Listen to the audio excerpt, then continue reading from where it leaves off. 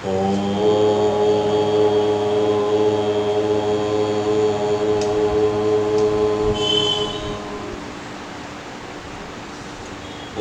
श्री गणेशाय नमः। ओम श्री सरस्वत्यै नमः। ओम श्री गुरुभ्यो नमः। ओम समस्तजनकल्याणे निरतं करुणामयं नमामि चिन्मयं देवं सद्गुरुं ब्रह्मविद्वरं शारदा शारदाम्बोजवदना वदनाम्बुजे सर्वदा सर्वदास्माकं सन्निधिं क्रियात्।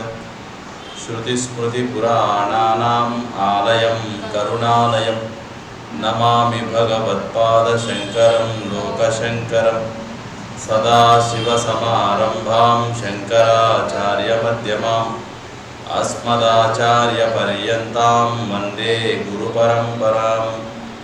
व्यासाय विष्णुरूपाय व्यासरूपाय विष्णवे नमो वै ब्रह्मनिधये वासिष्ठाय नमो नमः।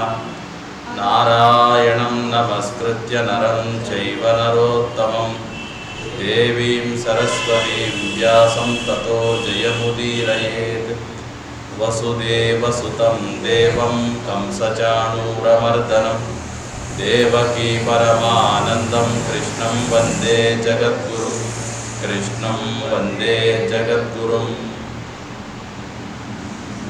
ओम नमो भगवते वासुदेवाय। ओम नमो भगवते वासुदेवाय। ओम नमो भगवते वासुदेवाय।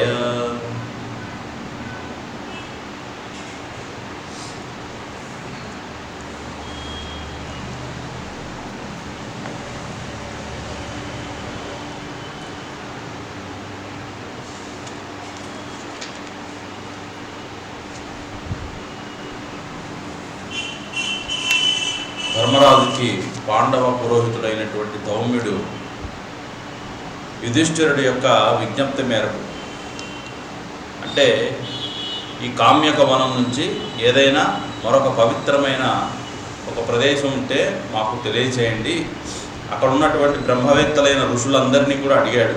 అలాగే ముఖ్యంగా ధౌమ్యుడిని ఆ ప్రశ్న వేయగా, ధౌమ్యుడు తూర్పు దిక్కున, ఉత్తరాన, దక్షిణాన, పరమణ ఉండేటువంటి పుణ్యక్షేత్రాలు ఏవైతే తాను బ్రాహ్మణుల ద్వారా విన్నాడో వాటిని గురించి చెప్తూ ఉన్నాడు.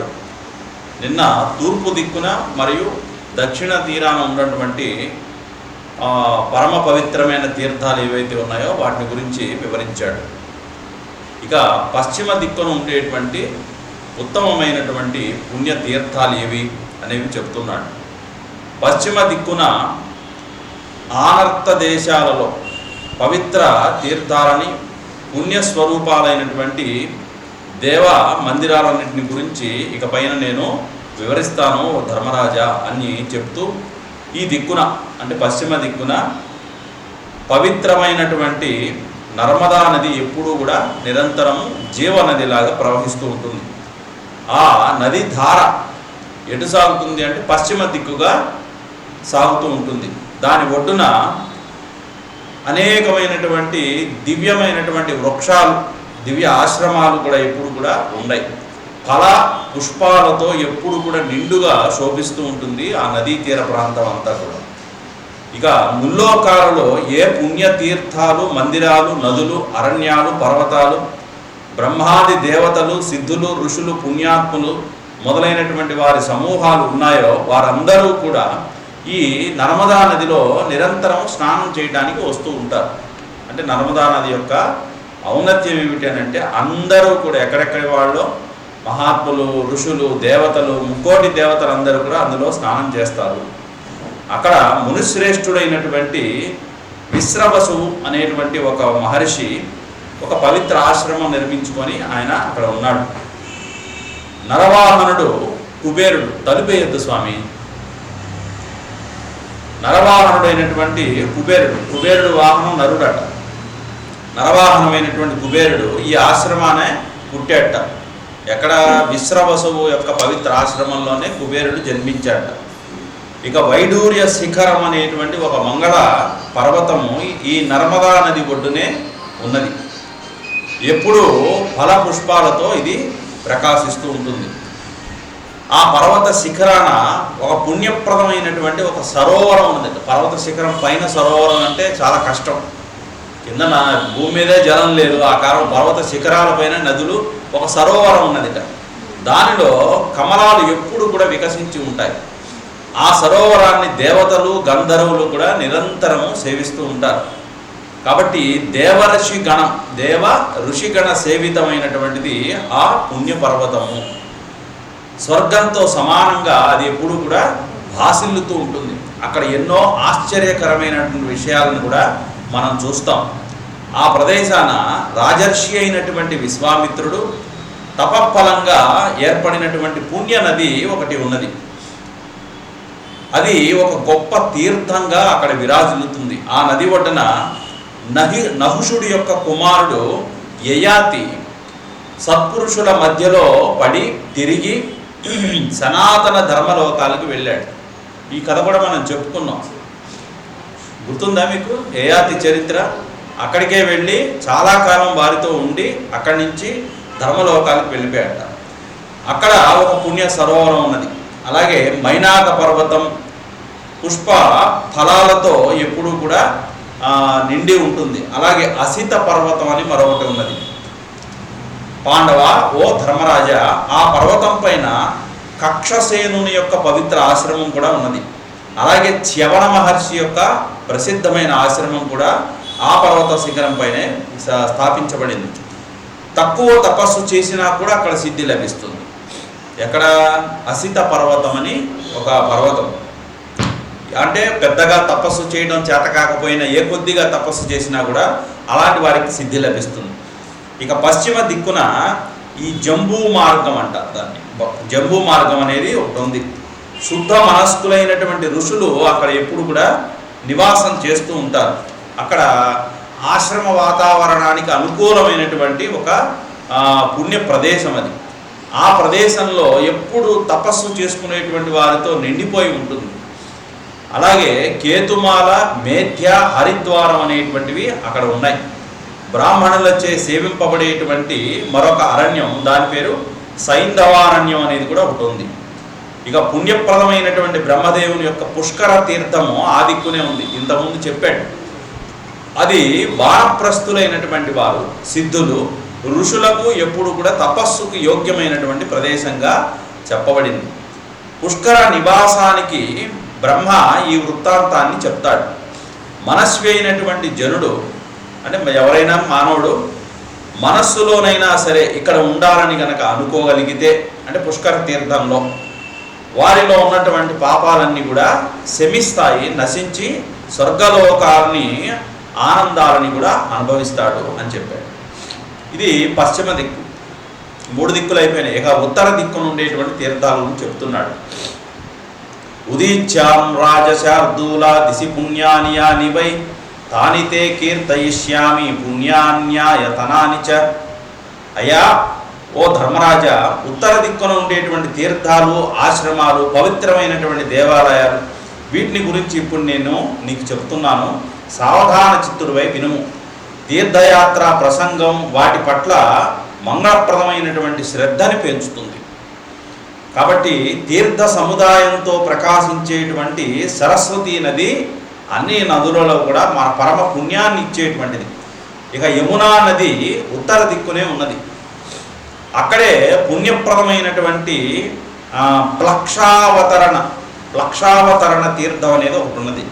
అక్కడ సారస్వత యజ్ఞం బ్రాహ్మణులు చేస్తూ అవభృత స్నానం కోసం ఈ తీర్థానికే వచ్చి వెళుతుంటారు. ప్లక్షావతరణ తీర్థంకే వస్తుంటారు.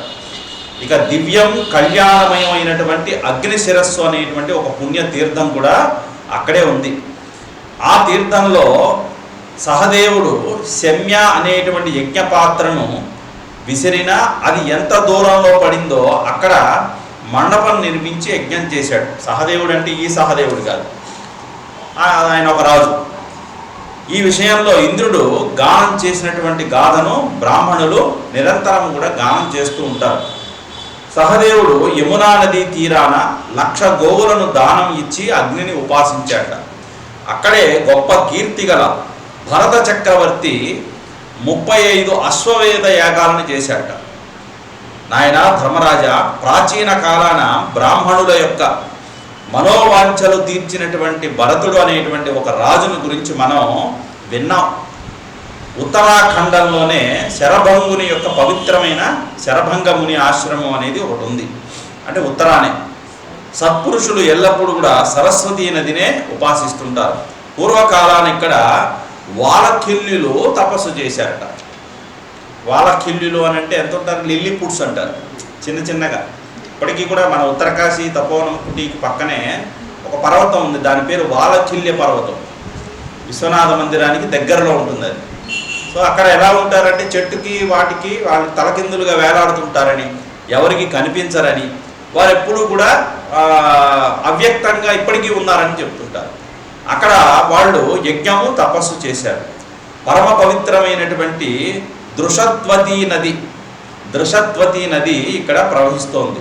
ఇక్కడ న్యగ్రోధం, పుణ్యం, పాంచాలం, దాల్భ్యఘోషం, దాల్భ్యం అనేటువంటి 5 ఆశ్రమాలు ఉన్నాయట. ఇవి ఇప్పుడు లేవు, ఆ పేర్లు విచిత్రంగా ఉన్నాయి. అనంత కీర్తి తేజోవంతుడైనటువంటి సువ్రతుని యొక్క పవిత్ర ఆశ్రమం కూడా ఇక్కడే ఉన్నది. ఇది ముల్లోకాలలో కూడా ప్రసిద్ధి చెందినటువంటిది.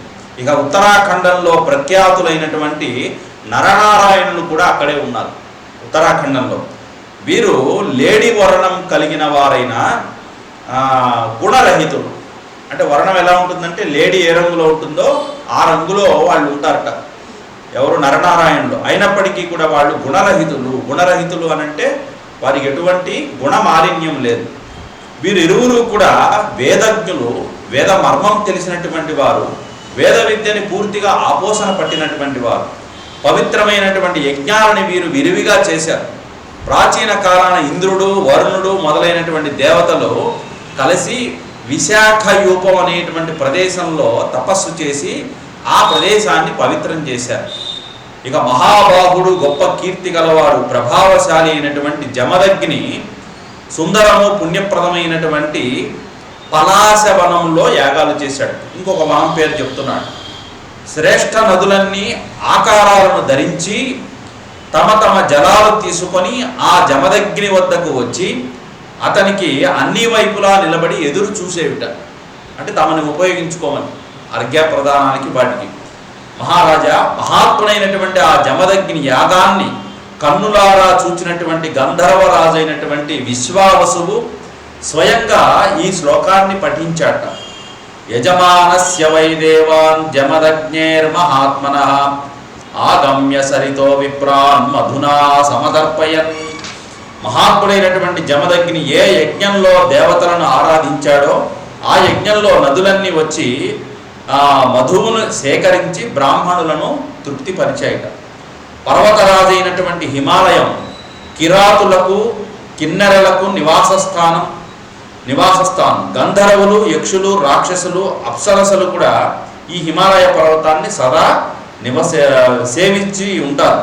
ఓ యుధిష్ఠిరా, గంగానది మిక్కిలి వేగంగా ఆ హిమాలయ పర్వతాన్ని చీల్చుకొని బయటకు వచ్చింది. దానికి హరిద్వారం అని పేరు. ఎక్కడైతే చీల్చుకొని వచ్చిందో అక్కడ హరిద్వారం అని పేరు. ఆ తీర్థంలో ఎల్లప్పుడూ బ్రాహ్మణులు నిరంతరం కొలువు తీరి ఉంటారట. ఇక పుణ్యమయమైనటువంటి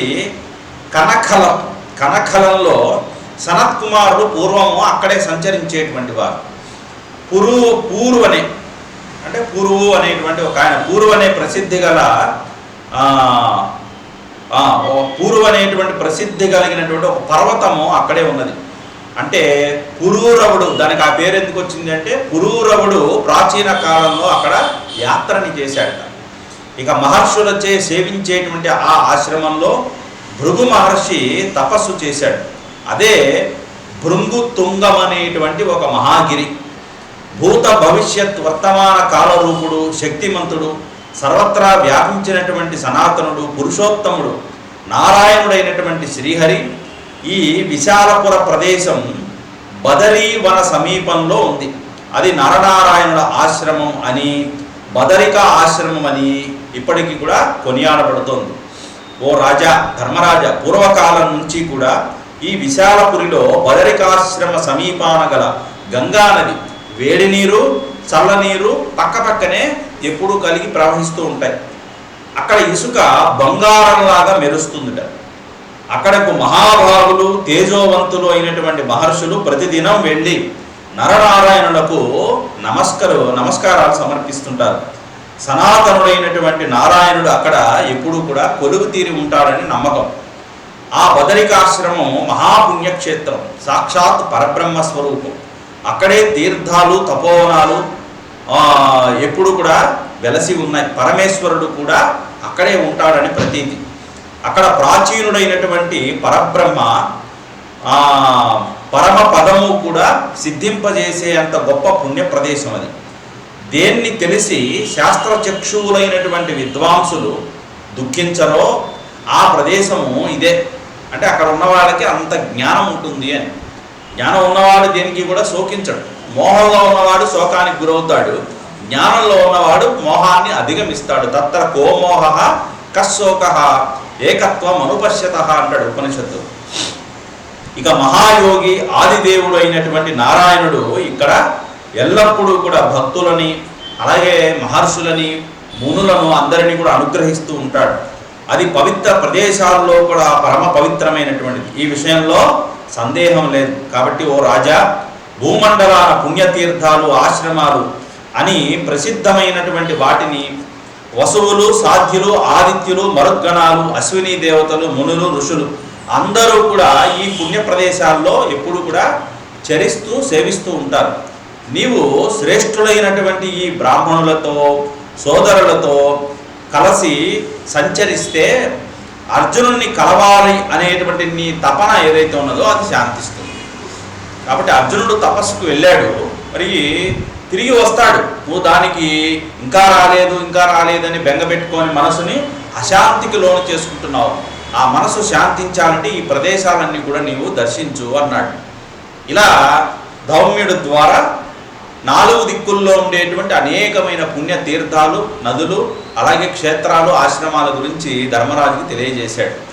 ఇలా ధౌమ్యుడు అంటూ ఉండగా తోజవంతుడైనటువంటి ఒక మహర్షి అక్కడికి వచ్చాట. ఎవరైనా అంటే లోమస మహర్షి. లోమస మహర్షి అక్కడికి వచ్చాట.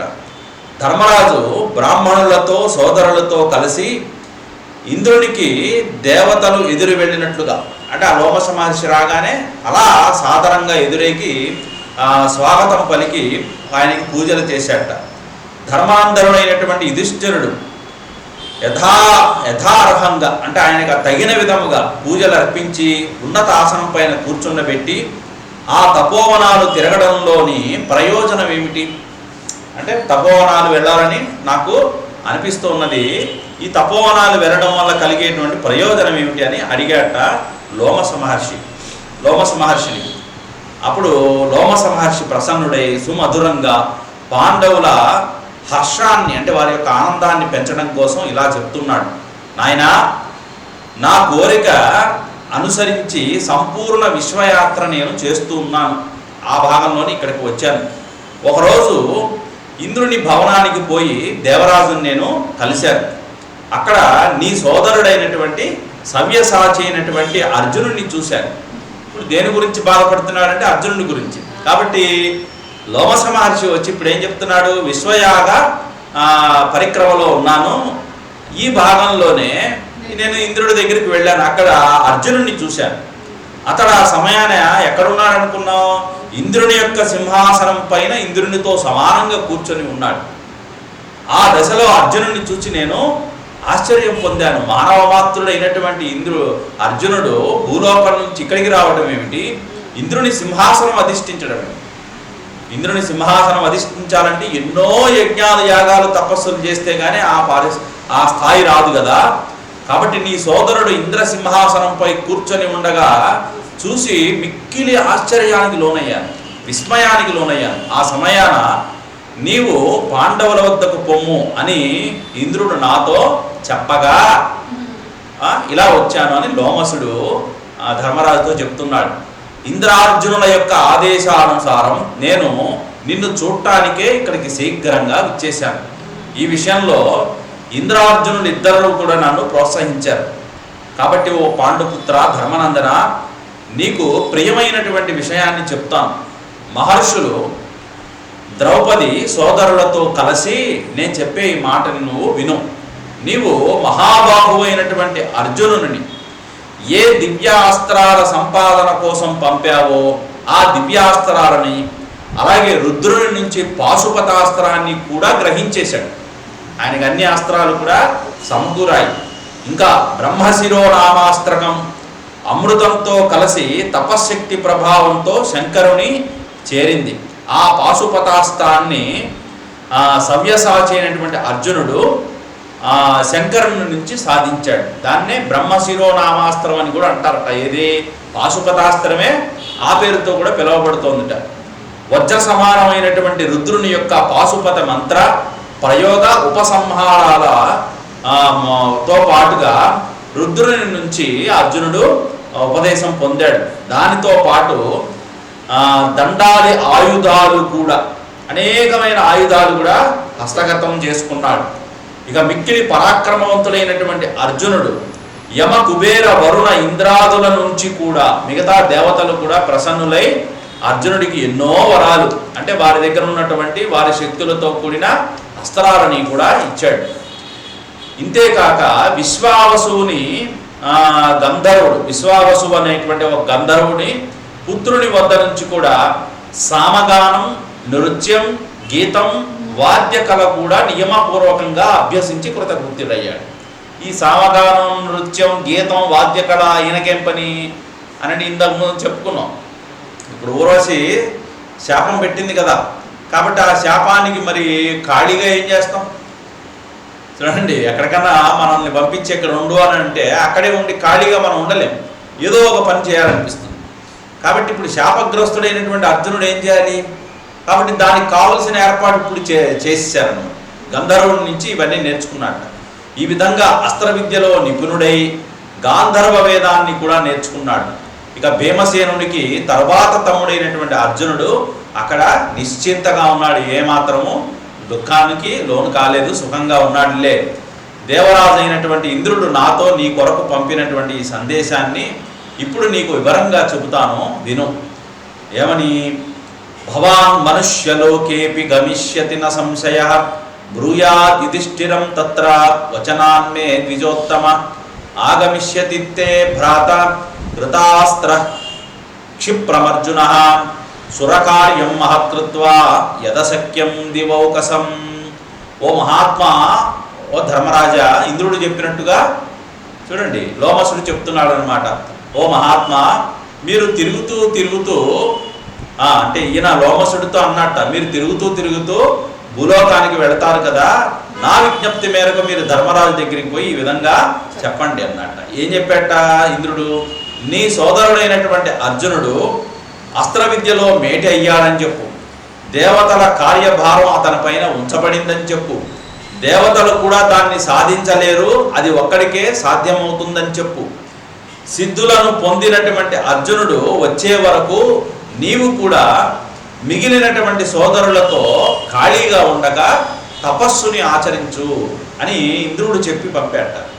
తపస్సును మించినటువంటి వేరొక సాధనము ఈ లోకంలో లేదు. తపస్సే ఎన్నో గొప్పదైనటువంటి స్థితులను కలగజేస్తుంది. తపస్సు అంటే ఏమిటి అంటే ఒకదాన్ని సాధించాలనేటువంటి ఒక తపనతో, ఒక ప్రయత్నం, చాలా నిష్ఠతో చేయటం. అది ఏదైనా కావచ్చు. చూడండి, ఒక తప్పు చేయడానికి, ఓ బాంబు పేల్చడానికో లేకపోతే ఇంకెవరినో నాశనం చేయడానికో కూడా కంకణం కట్టుకొని కొంతమంది ప్రయత్నం చేస్తారు. అది తామసిక తపస్సు. తపస్సుల్లో ఎన్ని రకాలు భగవద్గీతలో చెప్పాడు. కాబట్టి తపోభి క్షీణపాపానాం అన్నాడు ఆత్మవిద్యలో, ఆత్మబోధలో. తపోభి క్షీణపాపానం, తపస్సులు ఎందుకు చేస్తారట? వారిలో ఉన్నటువంటి నిర్మాలిన్యం, ఆ మాలిన్యం ఏదైతే ఉందో దాన్ని తొలగించుకోవడం కోసం చేయాలి. కాబట్టి మీరు ఖాళీగా ఉండక మీరు కూడా తపస్సులు చేయండి. నేను కర్ణుని బాగా తెలిసిన వాడను. అతడు సత్యప్రతిజ్ఞ కలిగినటువంటి వాడు, ఉత్సాహవంతుడు, పరాక్రమవంతుడు, మహాబలవంతుడు ఆ కర్ణుడు. కాబట్టి చాలా సంగ్రామాలలో అతనికి సమానుడు ఎవరూ కూడా ఈ భూలోకంలో కనిపించడు. అంతటి గొప్ప ధనుర్ధారుడు, యుద్ధ విశారదుడు, అస్త్రశస్త్రాలను తెలిసినటువంటి వాడు, శ్రేష్ఠుడు, సుందరుడు, మహేశ్వరుని పుత్రుడైనటువంటి కార్తికేయుని యొక్క పరాక్రమంతో సమానమైనటువంటి వాడు, సూర్యుని యొక్క సాయన సూర్యుని యొక్క పుత్రుడు, శక్తిశాలి అయినటువంటి మహావీరుడు. ఆ విధంగా అర్జునుని గురించి నేను తెలిసిన వాడను. అతడు విక్రమంలో కార్తికేయుని మించినటువంటి వాడు. కాబట్టి యుద్ధాన కర్ణుడు అర్జునునితో 16వ వంతు కూడా కాడు. కాబట్టి ఆ కర్ణుడి గురించి చాలా గొప్పగా చెప్పి చివరిలో ఏమంటున్నాడు, అర్జునుడితో 16వ వంతు కూడా రాడు. ఏ విషయాన్ని అనుసరించి కర్ణుని విషయంలో నీకు భయం లోపల ఉన్నదో ఓ ధర్మరాజా, అది అంతా కూడా అర్జునుని యొక్క పునరాగమనముతో మీ దగ్గరికి అర్జునుడు తిరిగి రావడంతోనే అదంతా కూడా సమసిపోతుంది. తీర్థయాత్ర విషయంలో నీకు ఏ మనస్సంకల్పం ఉందో దానిని గురించి కూడా మహాత్ముడు వివరిస్తాడు అని చెప్పాట. ఇక తీర్థాలలో ఏవి తపస్సుకు అనుగుణంగా ఉంటాయో వాటన్నిటినీ కూడా లోమస మహర్షి నీకు వివరిస్తాడు.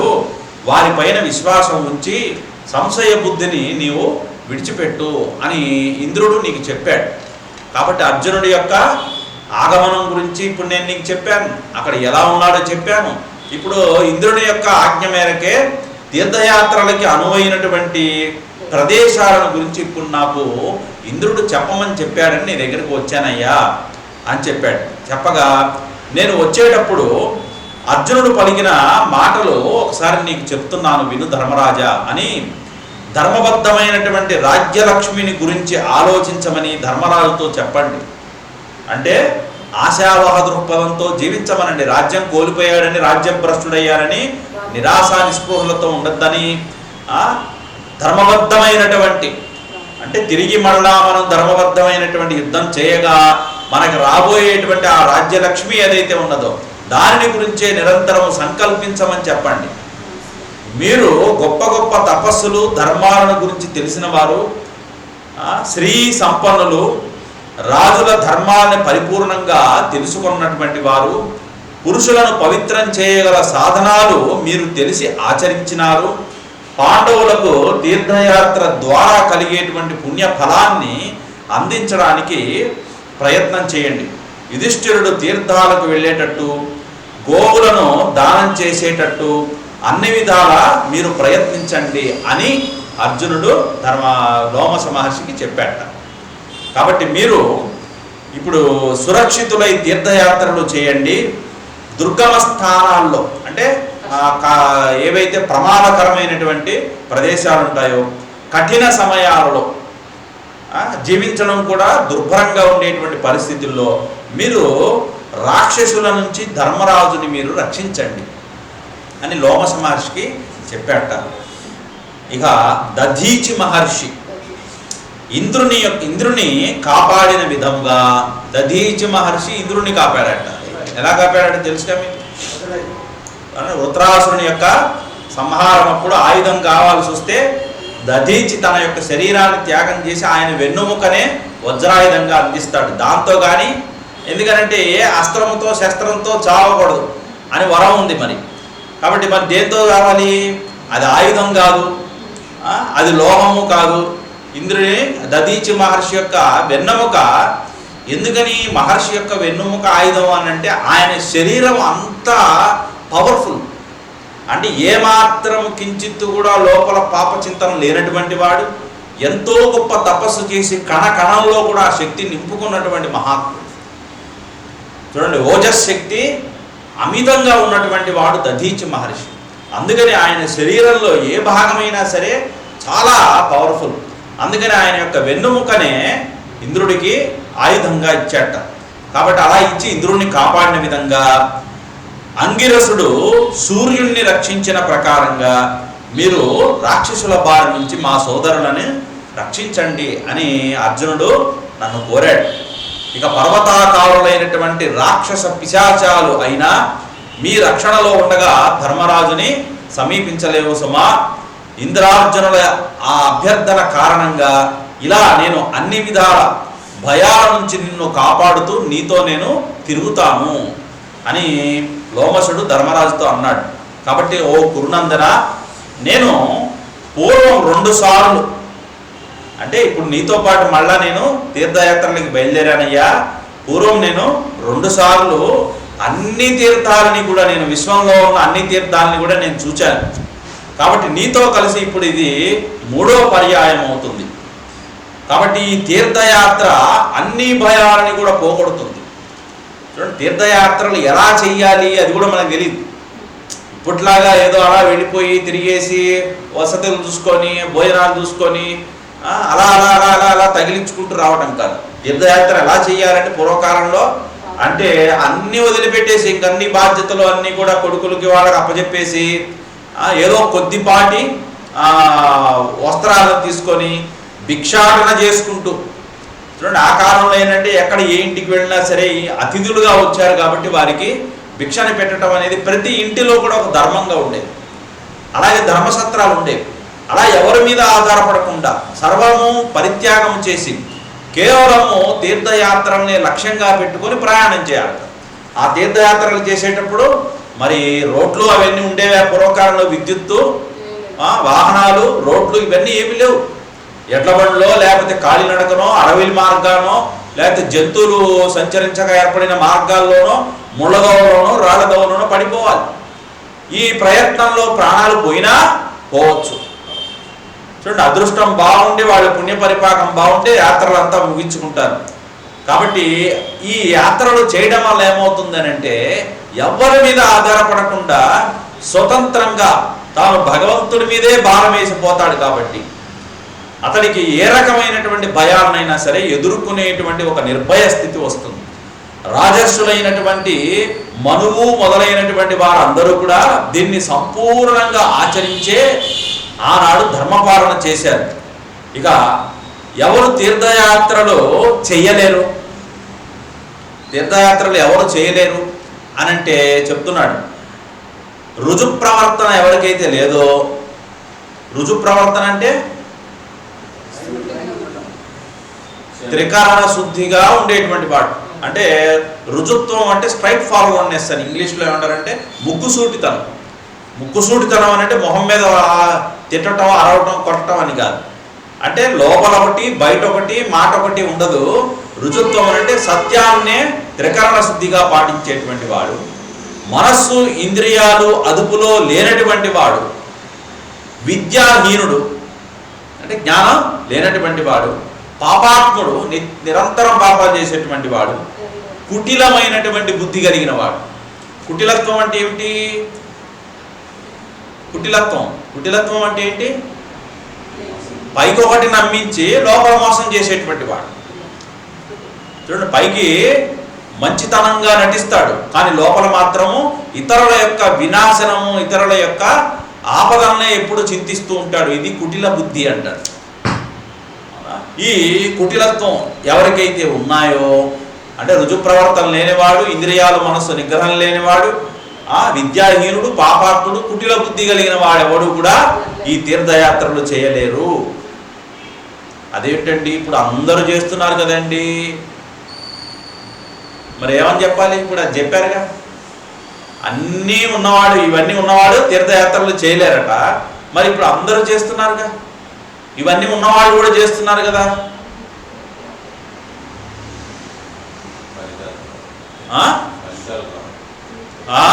ఇంకోటి గుర్తుపెట్టుకోవాలి, ఇప్పుడు ఈ క్షణంలో మనము తీర్థయాత్ర చేయగలుగుతున్నాము అంటే ఈ తీర్థయాత్రలు ఇప్పుడు చేయడానికి ఫలితం ఇప్పుడుది కాదు, ఇంతకు ముందు ఎంతో గొప్పదైనటువంటి పుణ్యం చేసుకుంటే దాని ఫలితంగా ఇప్పుడు తీర్థయాత్రలు చేస్తున్నాడు. అయితే తీర్థయాత్రలు చేసేటప్పుడు సరి అయినటువంటి మానసిక స్థితి, సరి అయినటువంటి స్వభావం, సరైన ప్రవర్తన ఇవి లేకపోతే ఆ తీర్థయాత్రలు చేసినా బూడిదలో పోసిన పన్నీరు లాగానే అది నిష్ప్రయోజనం అవుతుంది. కేవలము శారీరక బడలిక వస్తుందే తప్ప మనసులో కించిత్తు కూడా పరివర్తన రాదు. అలాంటి వారిలో ఊరికే సైట్ సీయింగ్ అనండి, ఒక మాట చెప్పాలంటే వాళ్ళు వెళ్ళేది తీర్థయాత్రలు కాదు, సైట్ సీయింగ్కి వెళ్ళి వచ్చినట్టు అది చూసాం ఇది చూసామని చెప్పుకుంటారు. ఎందుకంటే కొంతమంది చాలా గొప్పవైనటువంటి పుణ్యతీర్థాలు హిమాలయ, మానస సరోవర్, అమర్నాథ్, కేదార్నాథ్, బద్రీనాథ్, యమునోత్రి, గంగోత్రి, అవి రామేశ్వరం, ఇంకేమిటేమిటో రకరకాలైనటువంటి నేపాల్, పశుపతినాథ్, ముక్తిధామ్, నచికేత తాల్, ఇవి రకరకాలైనటువంటి పుణ్య ప్రదేశాలు. మనం ఎప్పుడు కని విని ఎరుగనటువంటి ప్రదేశాల గురించి కూడా చెప్తారు. ఇవన్నీ వెళ్ళొచ్చామని మనకి ఎంతో గొప్పగా చెప్తారు. మళ్ళా వాళ్ళే మన కళ్ళ ముందు ఎలా ప్రవర్తిస్తారంటే ఒక మామూలు పామరుడు కూడా ప్రవర్తించని విధంగా అంతకంటే హీనాదిహీనంగా ప్రవర్తిస్తుంటారు. చూడండి, అసహ్యానికి లోనయ్యే విధంగా ప్రవర్తిస్తుంటారు. మరి అన్ని పుణ్యక్షేత్రాలు, తీర్థాలు తిరిగి వచ్చాడుగా. చూడండి, అంటే ఒకసారి మీకు అంటే ఈ కథలు పెద్దవాళ్ళు కల్పితంగా చెప్పినా కూడా దాంట్లో ఒక సందేశం చెప్తారు. ఒకరోజు ధర్మరాజు ఇలాగే నేను తీర్థయాత్రలకు వెళ్ళాలనుకుంటున్నాను కృష్ణ అన్నట్ట కృష్ణుడి దగ్గరికి వెళ్ళి, అవునా బావా, చాలా మంచిది వెళ్ళిరా అన్నట్ట. చాలా మంచిది వెళ్ళిరా అంటే ఎందుకని వెళ్తున్నాడు? పుణ్యనది తీర్థాలలో మునిగితే పాపాలు పోతాయట, అందుకని నేను వెళ్ళాలనుకుంటున్నాను అన్నాడు. సరేలే మంచిదే వెళ్ళిరా అని వెళ్తుంటే సడన్గా ఆపాడు. ఇగో ధర్మరాజా, ఉండు, ఎలాగో వెళ్తున్నావు కదా, నా దగ్గర అంటే కృష్ణుడు ఏం చెప్తే చేశాడే కానీ దాని గురించి ప్రశ్నలు వేయలే. నేను ఒక సొరకాయ ఇస్తాను, అది నీతో పాటు తీసుకెళ్ళి నువ్వు ఎక్కడికి వెళ్తే అక్కడ దాన్ని ముంచుకురావయ్యా అన్నట్ట.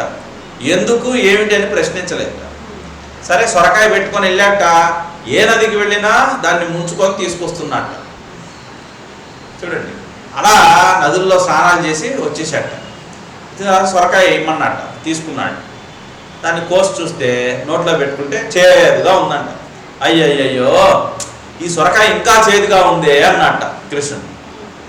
అదేమిటి కృష్ణ, ఇది చేదుగా ఉందా నువ్వు ఇచ్చినప్పుడు అన్నట్ట. అవును, ఆ చేదుదనం ఏమన్నా పోతుందేమోనని నీతో పాటు నదుల్లో ముంచమని పంపానయ్యా. ఇక్కడ మళ్ళా ప్రశ్నలు వేయకూడదు, అన్ని రోజులు సొరకాయ ఎట్టుందండి అని. ఏమో ఆ కాలంలో ఉన్నాయేమో. సొరకాయలో చేదు పోవాలి అంటే నదుల్లో మునిగితే పోతుందా? అలాగే మనసులో కుటిలత్వము, పాప చింతన, కుళ్ళు, కుతంత్రం పెట్టుకొని ఎన్ని నదుల్లో మునిగితే మాత్రం ఏం ప్రయోజనం? కాబట్టి ఈ తీర్థయాత్రల యొక్క ప్రయోజనం ఒకటి ఉంటే తీర్థయాత్రలు చేయడానికి కావలసినటువంటి అర్హతని కూడా సంపాదించుకొని చేస్తే ఇంకా మంచిది. చూడండి, ఇంకా మనకు అర్థం అవ్వాలంటే వివాహం చేసుకోవాలి అని యవ్వనంలోకి వస్తే చాలు. తల్లిదండ్రులకి తొందరే, పిల్లలకు కూడా ఆతురతే. తొందరగా నేను వివాహం చేసేసుకోవాలి, నేను ఒక సంసారం పెట్టాలి, పిల్లల్ని కనాలి, అబ్బో నా లైఫ్, నా ఫ్యామిలీ, మై లైఫ్ అంటాడనమాట. చూడండి, వివాహం చేసుకోవాలి. సరే, వివాహ జీవితం యొక్క ఔన్నత్యం నీకు తెలుసా? ఈ గృహస్థ జీవనంలో ఏ ఏ ధర్మాలు పాటించాలో తెలుసా? ఎలా జీవించాలో నీకు తెలుసా? ఎవరన్నా అడిగావా అంటే దాన్ని తెలుసుకునేది ఏమిటండి? పెళ్లి చేసుకోవటం, జీవించడం, అంతే. ఏం జీవిస్తున్నావు? పెళ్లి చేసుకుంటున్నాడు, ఏదో 4 డబ్బులు సంపాదిస్తున్నాడు, డబ్బులు తీసుకొస్తున్నాడు, ఇంట్లో ఇస్తున్నాడు, వండుతున్నారు, తింటున్నారు, పడుకుంటున్నారు, మళ్ళా బయటికి వెళ్తున్నాడు, మళ్ళా కష్టపడుతున్నాడు, మళ్ళా డబ్బులు తెస్తున్నాడు, తింటున్నారు, పడుకుంటున్నారు, ఇక తిరుగుతున్నారు. ఇది కాదుగా గృహస్థ జీవనం అంటే. గృహస్థ జీవనంలో ఇంకా నువ్వు కేవలం సంపాదించటం, పిల్లల్ని కంటం, పెంచడం, ఇది ఒక్కటే గృహస్థ జీవనం కాదు. అది సాధించడం పెద్ద గొప్ప విషయం అని అనుకుంటారు చాలామంది. అదే గొప్ప విషయం కాదు. ఇక్కడ గృహస్థ జీవనంలో ఆచరించవలసినటువంటి ధర్మాలు ఏవైతే ఉన్నాయో ఆ ధర్మాలు నువ్వు తెలుసుకోకుండా నువ్వు వివాహం చేసుకుని ఏం ప్రయోజనం? కేవలం సంతానోత్పత్తికి అంటే అది అంత ధర్మబద్ధం కాదేమో ఆ పదం వాడటం. చూడండి, కాబట్టి సంస్కారము అనేది చాలా గొప్ప పెద్ద పీఠ వేయబడింది మన హిందూ సంస్కృతిలో. వివాహ, ఉపనయనము మొదలైనటువంటి సంస్కారాలు ఎందుకు ఇచ్చారండి? విద్యార్థి దశలో ఉపనయనం చేయించి గురుకుల ఆశ్రమాలకు పంపి, అయా గృహస్థ జీవనంలో ఆచరించవలసిన ధర్మాలు ఇవి, తైత్తిరీయోపనిషత్తులో విన్నాం మనం. ఎన్ని ధర్మాలు చెప్పాడు, ఎలా ఉండాలి, అగ్నికార్యం ఎలా చేయాలి, ధర్మాన్ని ఎలా ఆచరించాలి, ఆచరించేటప్పుడు నీకు సంశయాలు వస్తే ఎవరిని అడగాలి, చూడండి ధర్మ సంకట పరిస్థితులు వచ్చినప్పుడు ఎలా నిర్ణయం తీసుకోవాలి, వీటన్నిటిని కూడా వివరించి చెప్పాడు. సో ఇవేమీ తెలుసుకోకుండా పక్కనోడితో నాకు పని లేదు, లోకంతో నాకు పని లేదు, ప్రకృతి ఎలా ఉంటే నాకేంటి, నా జీవితం నాది, నా సుఖం నాది, చిన్ని నా పుట్టకి శ్రీరామ రక్ష అన్నట్టుగా నా జీవితం నాకు గడిస్తే చాలండి, ఎవడెట్టపోతే నాకేంటి అని అనుకునేవాడు గృహస్థుడు అని చెప్పుకోవడానికి అధికారం లేనివాడు. కాబట్టి గృహస్థ జీవనంలో తప్పకుండా తీర్చుకోవలసినటువంటి రుణాలు 5 ఉన్నాయి. తెలుసు కదా మనకి, దేవరుణం, ఋషి రుణం, పితృ రుణం, మనుష్య రుణం, భార్య రుణం కాదండి, మనుష్య రుణం, అలాగే భూత రుణం. చూడండి దేవతలు, ఋషులు, పితరులు, మనుష్య రుణం మరియు భూత రుణం, ఈ 5 రుణాలతో మనం పుట్టాం, మన అప్పుబడి ఉన్నాం. సో వీటిని తీర్చాలి, వీటిని తీర్చడం కోసమే గృహస్థ జీవితం. దేవరుణం తీర్చుకుంటున్నావా అంటే నిత్యం అగ్నిహోత్రం, యాగాది యజ్ఞాదులు మనం చేస్తున్నామా? అబ్బే ఈ కాలంలో అంత సీన్ లేదండి, అబ్బే అంత అవకాశం లేదండి, అసలు ఆ పరిజ్ఞానం లేదు, చేయించేవాడు లేదు, చేసే ఓపిక అంతకన్నా లేదు. చూడండి క్లాసులు వినే ఓపికే మనకు లేదు, శాస్త్రం చదివే ఓపికే మనకు లేదు, అసలు ఏ పనికి ఓపిక ఉండట్లేదు. విచిత్రం ఏమిటంటే అవి ధర్మకార్యాలు, యజ్ఞాగాది క్రతువులు పక్కన పెట్టండి, కనీసం ఒక రోజు చేసే వంట పని అనుకోండి, పోనీ వంట చేసేటువంటి పనిలో కూడా ఓపిక ఉండట్లేదు కదా. ఇప్పుడు ఎంత లెవెల్స్ పడిపోతున్నాయి, మనిషి యొక్క లెవెల్స్. స్థిరంగా ఒక పని చేసేటువంటి ఓపిక మనిషికి ఉండడంట. వంట చేయాలంటే చాలా ఓపిక కావాలి. ఇప్పుడు ఆ వంట కూడా ఎవరు చేస్తున్నారు? ఎవరో పని మనుషుల్ని పెట్టి చేయించుకుంటున్నారు. వాళ్ళు మనుషులేగా, వాళ్ళు కూడా మనుషులేగా. ఇంట్లో పనులు చేసుకోవాలి, దానికి కూడా ఓపిక లేదు. పిల్లల్ని పెంచాలి, పిల్లల్ని పెంచే ఓపిక కూడా లేదు. పిల్లలకి పాలు ఇవ్వాలి, పాలిచ్చే ఓపిక కూడా లేదు. అందుకని ఏం చేస్తున్నారు? పిల్లల్ని తీసుకెళ్ళి అంగన్వాడీల్లోనూ, కిండర్ గార్డెన్ స్కూల్స్లో పడేస్తున్నారు.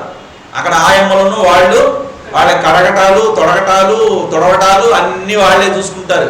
ఏమేం చేస్తుంది? హాయిగా జాబ్కి వెళ్తుందండి, లేకపోతే అటు ఇటు తిరుగుతుంది.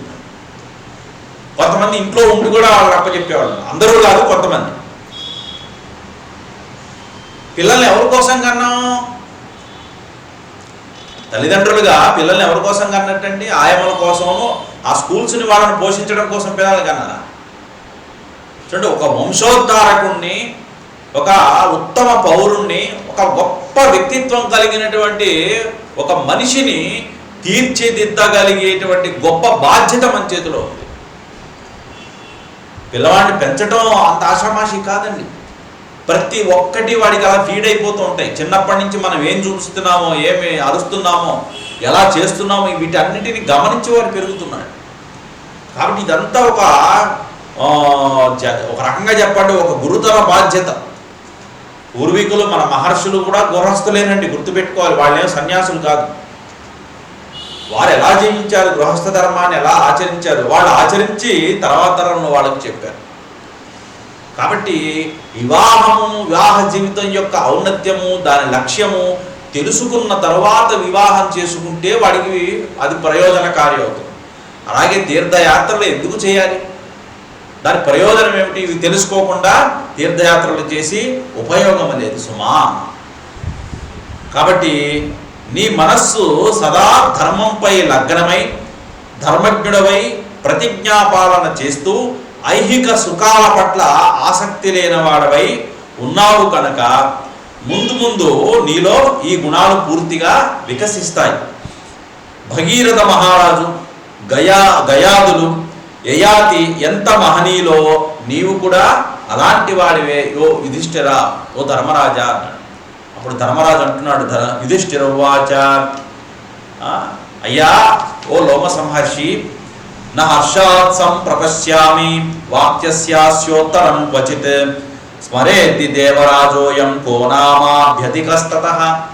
అయ్యా మీ దర్శనం అలాగే మీ మాటలు వినడంతోనే నేను ఎంతో స్వాంతన చెందాను, ఆనందాన్ని పొందాను. కాబట్టి మహాత్ముని చూడడంతో, వారి మాటలను వినడంతోనే అప్పటి వరకు మనసులో ఉన్న అలజడులన్నీ తొలగిపోతాయి. అందుకని నాకు అలా కలిగింది ఆనందం. మీకు ఈ వచనాలకి నేను బదులు ఇవ్వలేను. దేవరాజు ఇంద్రుడు ఎవరిని తలుచునో వానికన్నా ఈ లోకంలో ధన్యుడు లేదు. అలాంటి ఇంద్రుడు అంతటి వాడు నన్ను తలుచుకున్నాడా, నాకు చెప్పమని మిమ్మల్ని పంపాడా, ఇక వాడి జన్మ ధన్యమైనట్లే కదా. కాబట్టి నా జన్మ ధన్యమైందని నేను భావిస్తున్నాను.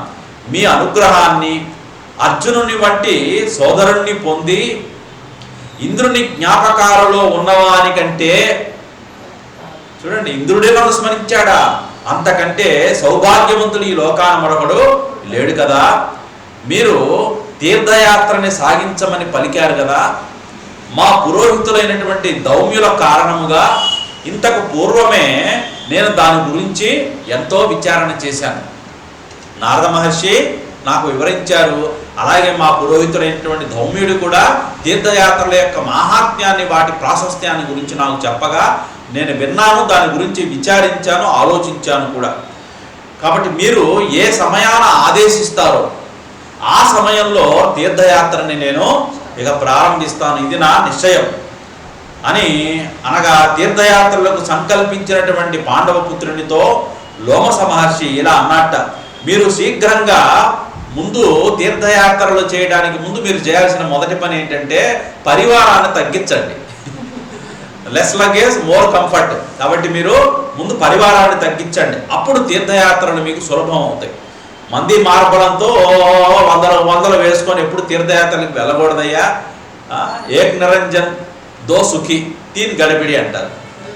కాబట్టి ఏక్ నిరంజన్, ఏ మరణం లేకుండా హాయిగా సజావుగా ఒక్కడి వెళ్ళితే ఒకరి మీద నమ్మకం లేదా, దోసుకి ఇంకొకరిని లైక్ మైండెడ్, నీతో నీ హావభావాలు అంటే నీ మనసుని, నీ భావాన్ని అర్థం చేసుకోగలిగినటువంటి స్నేహ సంబంధం కలిగిన మరొకరిని నువ్వు తీసుకువెళ్ళచ్చు.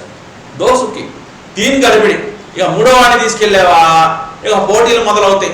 వాళ్ళలో వాళ్ళు లేనిపోని పొరపక్షాలు వచ్చి తీర్థయాత్రల యొక్క లక్ష్యం నెరవేరదు. కాబట్టి ముందు మీరు పరివారాన్ని తగ్గించుకోండి అయ్యా, అప్పుడు తీర్థయాత్రను మీరు చేయడం సులభం అవుతుంది అన్నట్టు.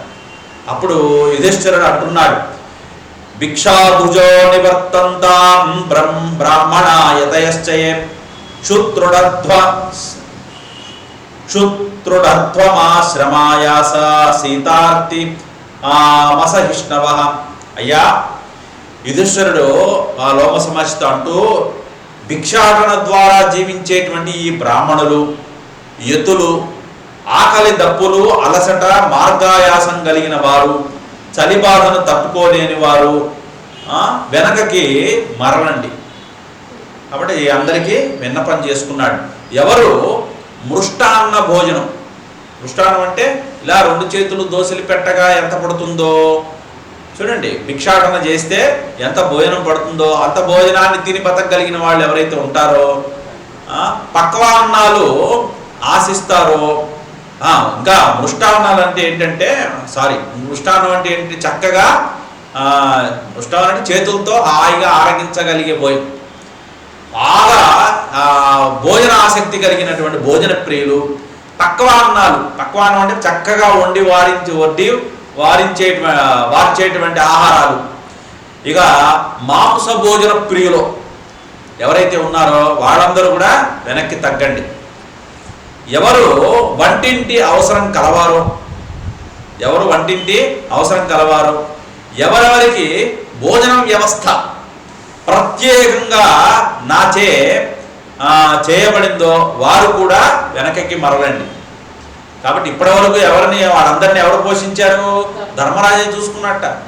కాబట్టి కొంతమందికి ఏ లోటు రాకూడదని వారి కోసం ప్రత్యేకంగా వంటశాలను చూసి ప్రత్యేకంగా భోజనాన్ని వడ్డించి పెడుతున్నట్టు అప్పటి వరకు. కాబట్టి ఇవన్నీ కోరుకున్నారు ఇప్పటి వరకు. ఇప్పుడు ఆ కోరికతో ఇంకా ఉన్నవాళ్ళు ఎవరైనా ఉంటే వాళ్ళు వెనక్కి మరలండి. ఇక రాజభక్తితో ఎవరు నన్ను ఇప్పుడు అనుసరిస్తున్నారో, రాజభక్తితో ఎవరు నన్ను ఇప్పుడు అనుసరిస్తున్నారో వారు ధృతరాష్ట్ర మహారాజు యొక్క సమీపానికి మరలండి. ఎందుకంటే మీరు రాజభక్తితో నా ఎమ్మట వచ్చారు కాబట్టి, రాజు ధృతరాష్ట్రుడు కాబట్టి ఆయన సమీపానికి మీరు చేరండి. ఆ రాజే కాలోచితాలైనటువంటి వృత్తులను మీకు ఏర్పరుస్తాడు. మీకు జీవితం గడవాలి కదా, రాజుగే ఆ బాధ్యత ఉంది కాబట్టి ఆయన చూసుకుంటాడు. ఇక ధృతరాష్ట్రుడు అట్లు చేయనిచో, ఒకవేళ ధృతరాష్ట్రుడు చేయనిచో పాంచాల రాజు అంటే మా మామగారు ద్రుపదుడు మీకందరికీ కూడా తగిన జీత భృత్యాలను ఏర్పాటు చేస్తాడు. ధృతరాష్ట్రుడి దగ్గరికి వెళ్ళండి, మీ వృత్తులను చేసుకోవడానికి తగినటువంటి సహాయాలు చేశాడా, మీరు అక్కడ కొనసాగండి. లేదా మా మామగారు అయినటువంటి పాంచాల దేశపు రాజు అయిన ద్రుపద మహారాజు దగ్గరికి వెళ్ళండి, ఆయన మీకు అన్నీ ఏర్పరుస్తాడు. చూడండి, ఇక అప్పటికప్పుడు నాగరికులు, బ్రాహ్మణులు, యతులు మానసిక దుఃఖ పీడితులై హస్తినాపురానికి బయలుదేరారు. ధర్మరాజు ఆ మాట అనగానే అప్పటి వరకు ఆయన అనుసరించిన వాడు ఈ మాటలు చెప్పగానే ఇక వెనక్కి గుండె భారం చేసుకుని హస్తినాపురానికి బయలుదేరారట. అంబికానందనుడైనటువంటి ధృతరాష్ట్రుడు ప్రేమతో వారందరినీ కూడా తన వారిగా చేసుకొని ధనాన్ని కూడా కొంత ఇచ్చి వారిని తృప్తిపరిచాడట. ఇక ధర్మరాజు కొద్దిమంది బ్రాహ్మణులు, లోమస మహర్షి సోదరులు, భార్య అయినటువంటి ద్రౌపదితో కలిసి 3 రాత్రులు ఆనందంతో అక్కడే కామ్యకవనంలో ఉన్నారట. ఆ తర్వాత ఏమైంది, ఇక తీర్థయాత్రలకి బయలుదేరాలని సంకల్పించుకున్నారు కదా. ఇక కొద్దిమందే ఉన్నారు పరివారం. బయలుదేరాలని ధర్మజుని కామ్యక వనవాసులైనటువంటి బ్రాహ్మణులు, ఆయనతో పాటు ఉన్నటువంటి బ్రాహ్మణులు అందరూ కూడా సమీపించి ధర్మరాజుతో ఇలా అంటున్నారట, హే రాజా, రాజం తీర్థాని గంతాసి పుణ్యాని భ్రాతృభిస్సహ ఋషిణా చైవ సహిత లోమసేన మహాత్మన అస్మానపి మహారాజా నేతుమర్హసి పాండవ అస్మాభిర్హిన శక్యాని త్వద్రుతే తాని కౌరవ. హే రాజా, ఓ ధర్మరాజా, సోదరులతో లోమస మహర్షితో కలిసి తీర్థయాత్రలకు వెళ్ళ నిశ్చయించావు. మమ్ములను కూడా నీతో తీసుకొని పోరాదు. మేము ఇక్కడే ఉండటం కాదు, మేము కూడా మీతో పాటు వస్తాం. నీవు లేకుండా ఆ తీర్థాలని మళ్ళా మేము చూడాలంటే మేము చూడలేము. కాబట్టి ఇది ఒక అవకాశం మాకు. ఆ తీర్థాలన్నీ క్రూర మృగాలతో నిండి ఉంటాయని మేము విన్నాం. కాబట్టి ఏమంటున్నాడు ఇప్పుడు, దుర్గమాలు కఠినాలు అయినటువంటి ఆ తీర్థాలు మాలాంటి సామాన్యులు ప్రవేశించడానికి వీలు లేనటువంటివి. మరి మీరు క్షత్రియులు కాబట్టి మీ దగ్గర ఆయుధాలు మొదలైనవన్నీ ఉంటాయి కాబట్టి, వేటాడడంలో సిద్ధహస్తులు కాబట్టి మీతో పాటు వస్తే మాకు కొంత ఏమవుతుంది, రక్షణ కలుగుతుంది.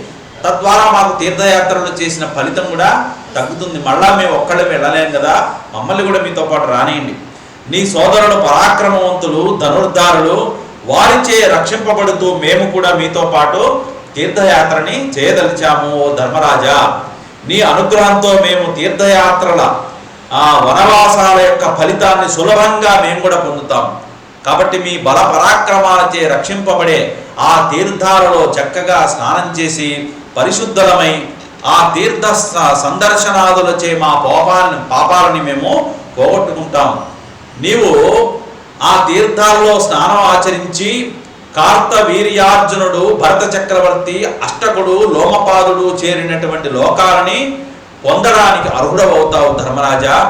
ప్రభాసాది తీర్థాలు, మహేంద్రాది పర్వతాలు, గంగాది నదులు, జువ్వి, నేరేడు మొదలైనటువంటి ఉత్తమ వృక్షాలు కలిగినటువంటి ప్రదేశాల్లో నీతో కూడా మేము కూడా తిరిగి హాయిగా ఆ భాగ్యానికి మేము నోచుకుంటాం.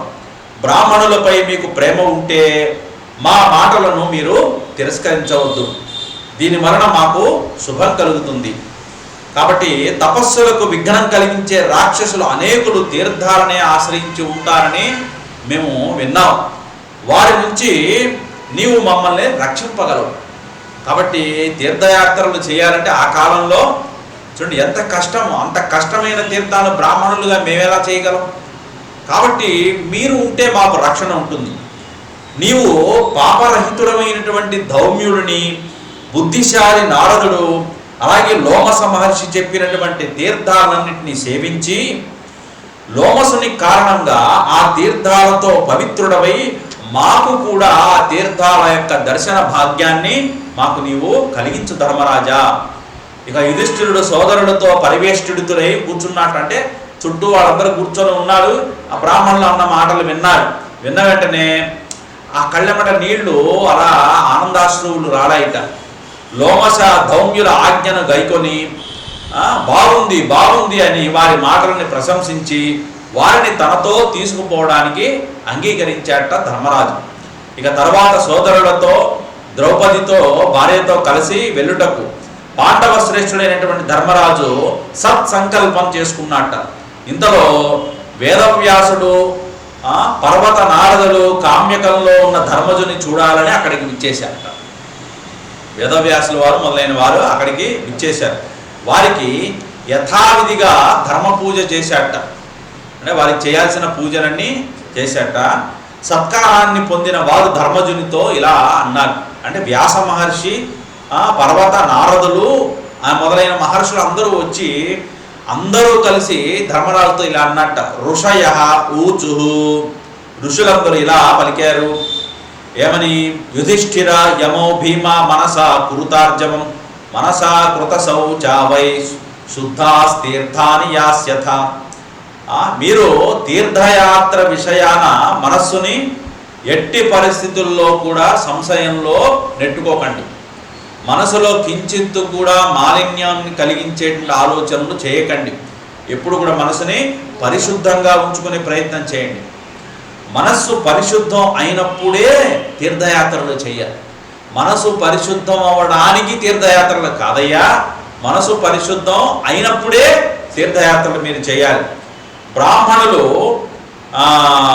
శరీరం పరిశుద్ధమైతే మానుష వ్రతమని, మనసు పరిశుద్ధమైతే దైవ వ్రతమని చెప్తూ ఉంటారు. చూడండి, శరీరం పవిత్రమైతేనేమో మానుష వ్రతం అంటారట, మనసు పరిశుద్ధమైతేనేమో దైవ వ్రతం అంటారట. కాబట్టి ఓ ధర్మరాజా, మనస్సుని రాగద్వేషాలకి ఎప్పుడైతే దూరం చేస్తామో అది శుద్ధమవుతుంది.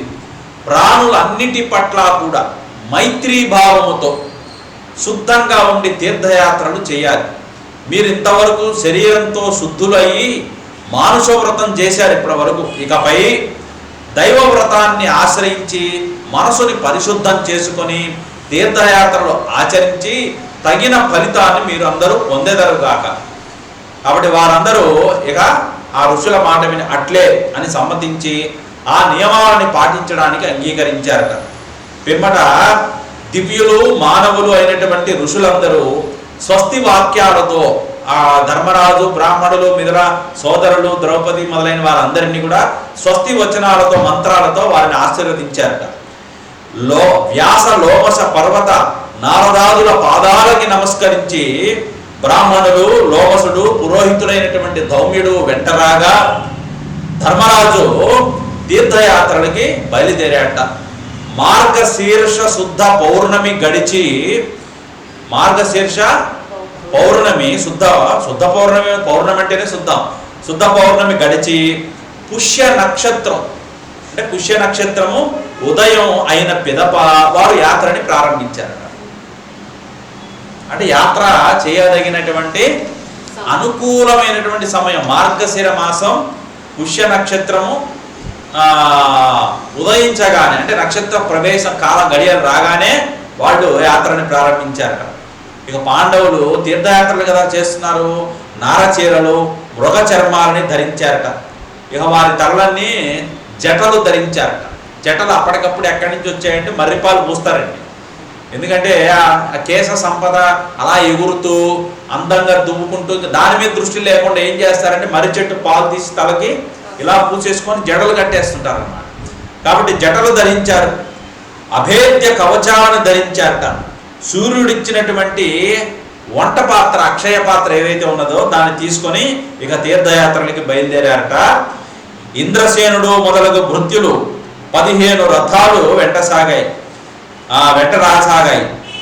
వంట ఇంటి బాధ్యత కలిగినటువంటి సేవకులు కూడా అనుసరించారట. ఇక అమ్ముల పొదులతో బాణ సంపత్తి కలిగిన వారు వీరులైనటువంటి పాండవులు ఇక యాత్ర ఎటువైపు ప్రారంభించారట? తూర్పు దిక్కుగా యాత్రని ప్రారంభించారట. అలా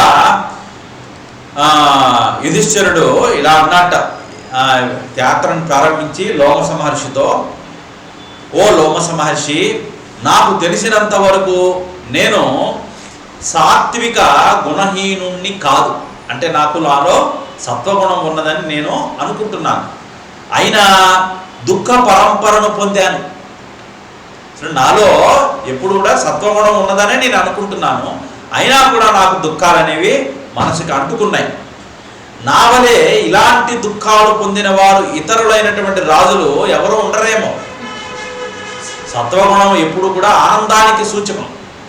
సత్వగుణం ఉన్నవాడు ఎప్పుడు ఆనందంగా, శుభ్రంగా, శుచిగా, ఇంకా హర్షాతిరేకంతో ఉంటాడు. మరి నాకు దుఃఖం ఆవరించింది మనసుకి. ఇలా సత్వగుణం ఉన్నప్పటికీ కూడా దుఃఖాల పాలయ్యేటువంటి రాజులు నాలాగా మరి ఇంకెవరు లేరేమో.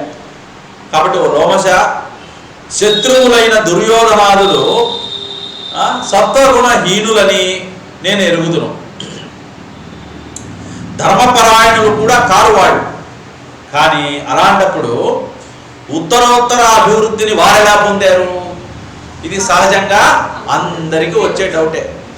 మేము ఏ పాపం ఎరుగము, మనసులో ఎలాంటి పాపము లేదు, ఎవరి పట్ల కూడా మేము ఎన్నడూ కూడా ద్రోహ చింతన మాలో ఎప్పుడూ లేదు. అయినప్పటికీ మాకు దుఃఖాలు వచ్చాయి. నిరంతరం ఇతరులని దుఃఖాల పాలు చేస్తూ, ఇతరుల పట్ల ద్రోహ చింతన చేస్తూ, దుర్మార్గపుట ఆలోచనలతో ఉన్న దుర్యోధనాదులేమో ఉత్తరోత్తరాభివృద్ధిని పొందుతున్నారు, మేమేమో దుఃఖాలు పొందుతున్నాం అని తన యొక్క బాధని వ్యక్తపరిచాడు లోమస మహర్షితో. ఇప్పుడు లోమస మహర్షి ఒక మాట చెప్తున్నాడు. ఏమని? నాత్ర దుఃఖం త్వయా రాజన్ కార్యం పార్థ కథంచన యదధర్మేణ వర్ధేయు అధర్మో రుచయో జనాః. లోమస మహర్షి అంటూ అధర్మమందు ఆసక్తి కలిగి అంటే అధర్మ చింతనతో అధర్మ కార్యాలు చేస్తూ ఉండేటువంటి వారు ఆ అధర్మం కారణంగా నీ శత్రువులు వృద్ధిని పొందితే వారిని గురించి దుఃఖించవలసిన అవసరం నీకు లేదు. కాబట్టి వారి వృద్ధి ధర్మ వృద్ధి కాదు, అధర్మ వృద్ధి. కాబట్టి అధర్మ వృద్ధి ఎప్పుడైతే పెరిగిపోయిందో అది తప్పకుండా ఏమవుతుంది? సమూలంగా నాశనం అయిపోతుంది. కాబట్టి అది పెరిగినట్టుగా కనిపిస్తుంది అంతే. కాబట్టి ఎప్పుడైతే నరుడు ముందుగా అధర్మం చేత వృద్ధిని పొంది, శుభాలను పొంది, శత్రు విజయం సాధించి గొప్పగా కనిపిస్తాడో వాడు ఏమవుతాట? సమూలంగా నాశనం అయిపోతాట తొందరగా. అయితే మనకు ఓపిక ఉండదుగా. ఈ లోపలే మనం ఏం చేసేస్తాం? అన్ని దుర్మార్గాలు చేస్తున్నాడు, అంతా దుర్మార్గుడు, అయినప్పటికీ వాడేమో గొప్పగా ఉన్నాడు, మేమేమో కష్టాల పాలయ్యాం, ఇంత ధర్మాన్ని పాటిస్తున్నాం, ఏనాడు ఎవరికి చీమకు కూడా అపకారం చేయలేదు, కాబట్టి మాలాంటి వాళ్ళకి ఇన్ని దుఃఖాలు వచ్చాయి, కాబట్టి దేవుడు లేడు, ధర్మం లేదు, గిర్మం లేదు అనేసి కాంప్రమైజ్ అయిపోతుంటారు చాలామంది. ఇప్పుడు ఆ లోమస మహర్షి స్వయంగా చెప్తున్నాడండి. అధర్మం కారణం చేత శత్రువుల్ని జయిస్తూ శుభాలు పొంది ధనాన్ని పొంది సుఖిస్తూ ఎవరైతే కనిపిస్తుంటారో వాళ్ళు తర్వాత కాలంలో సమూలంగా నాశనం అయిపోతారయ్యా. కాబట్టి దైత్య దానవులు అధర్మంగా నడుచుకొని వృద్ధిని పొంది చివరికి నశించారు. నీకు తెలియదా? దైత్య దానవులు ఎవరైతే ఉన్నారో, దైత్యులు దానవులు అంటే రాక్షసాదులు, అవునా? వీళ్ళు అధర్మంగా నడుచుకొని వృద్ధిని పొందారు కదా. అన్ని ముల్లోకాలని జయించి వృద్ధిని పొందుతూనే ఉన్నారు. కానీ వారి అధర్మం ఏం చేస్తుంది? వాళ్ళని సర్వనాశనం చేస్తుంది. ఇది నేను ప్రత్యక్షంగా చూశాను, ఇందులో సంశయం పడకు, ఇది నేను ప్రత్యక్షంగా గమనించాను అని. ఏం చూశాడు అని పూర్వకాలంలో ఏం జరిగిందంటే అని కథని ప్రారంభిస్తున్నాడు లోమస మహర్షి. ఏం చెప్పారని మళ్ళా వచ్చే వారం బుధ గురువారంలో. ఓం సర్వే భవంతు సుఖినః, సర్వే సంతు నిరామయాః, సర్వే భద్రాణి పశ్యంతు, మా కశ్చిత్ దుఃఖభాగ్ భవేత్. ఓం శాంతి శాంతి శాంతి. హరి ఓం శ్రీ గురుభ్యో నమః. హరి ఓం.